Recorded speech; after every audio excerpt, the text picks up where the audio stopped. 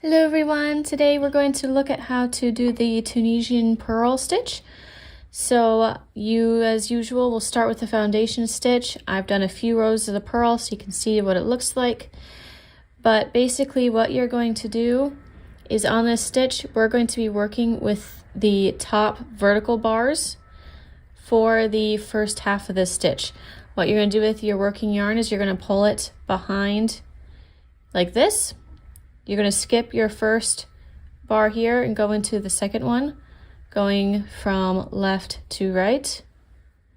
Now you're going to take your working thread, wrap it forward, around behind, and pull through that loop.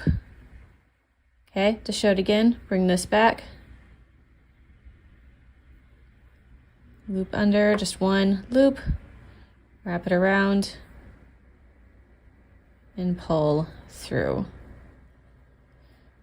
And you are just going to keep doing that for the entire distance across.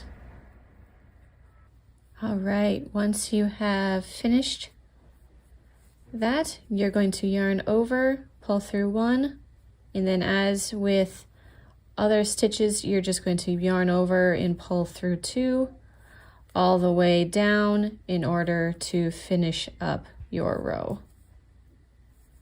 And that is the Tunisian purl stitch. As you can see, it looks very similar to knitting a purl stitch, and that's the basic premise of it. I hope that was helpful, and to continue to see more videos like this, please consider liking and subscribing.